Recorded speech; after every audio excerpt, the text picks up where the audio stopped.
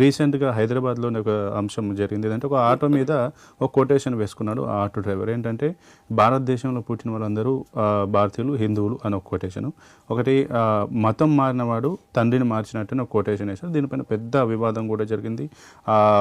దానిపైన కొంతమంది అభ్యంతరం వ్యక్తం చేస్తూ కేసును చేయడం, అలాగే ఆ ఎస్ఐ కూడా ఒక రూడ్గా ప్రవర్తించడం, అలాగే ఈ హిందూ ధర్మానికి సంబంధించినటువంటి కొన్ని వర్గాల సభ్యులు కూడా ఆ ఆటో డ్రైవర్కి మద్దతుగా వాళ్ళు కంప్లైంట్ చేయడం జరిగింది.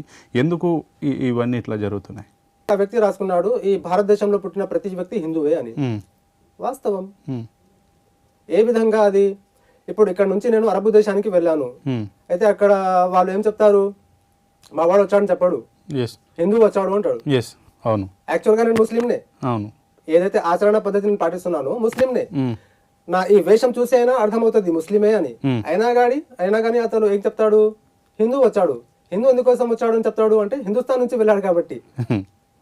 హిందుస్థాన్ లో ఉండే ప్రతి ఒక్కడు హిందువే, అరబ్బుల దృష్టిలో కూడా. మరి ఇక్కడ ఉన్న ముస్లింలకు ఈ చిన్న విషయం ఎందుకు అర్థం అవ్వటం లేదు? కింద మనం ఆధార్ కార్డు లో ఇండియన్ అనే ఉంటది కదా. అవును, ఇండియన్ అంటే హిందుస్థాన్, హిందుస్థాన్ అంటే హిందూ, అంతే అంతే. అలాగే ప్రతి ఒక్కడు హిందువే అంటే రిలీజియస్ పరంగా కాదు, భౌగోళిక పదం అది హిందూ అనేది. వాస్తవంగా ఉన్నది సనాతన ధర్మము. ఆ సనాతన ధర్మాన్ని అందరూ కూడా పాటిస్తున్నారు అని మనం ఇంతకు ముందే మాట్లాడుకున్నాము.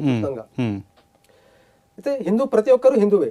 ఇప్పుడు అరబ్ దేశంలో ఉండే వాళ్ళకి ఏం చెప్తాము? అరబ్బులు అంటాము.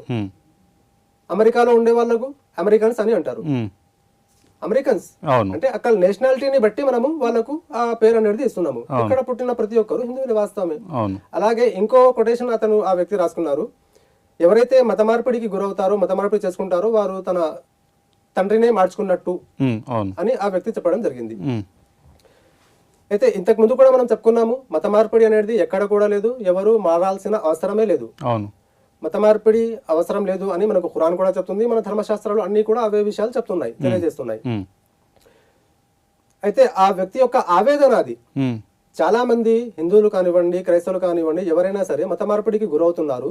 కనీసం ఈ కొటేషన్ చూసి అన్న వాళ్ళకు సిగ్గు రావాలి అనే ఒక ఉద్దేశంతో ఆ కొటేషన్ రాసుకున్నారు.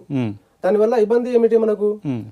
ఒకవేళ ముస్లింలు ఆ వ్యక్తిని కొట్టారు అంటే ఆ యొక్క తప్పును వాళ్ళు యాక్సెప్ట్ చేసినట్టు. మేము మతం మార్చుకున్నాము, మా తండ్రి కూడా మారిపోయాడా అని కోపం వచ్చి కొట్టినట్టు. మరి ఈ విషయాన్ని ఈ ముస్లింలు ఎవరైతే కొట్టారో అంగీకరిస్తారా? ఈ సవాల్ మనం వాళ్ళకే అడగాలి. అవును, ఖచ్చితంగా. నాకు కోపం ఎప్పుడు వస్తుంది? నా గురించి ముందర ఏదో రాసి ఉంది అంటేనే నాకు కోపం రావాలి. నేను నా తండ్రిని మార్చుకున్నానా? మార్చుకోలేకుంటే నీకు వచ్చింది కోపం ఎందుకు? అవును కదా, అంతే. వాస్తవం. ఇది ఒక పద్ధతి.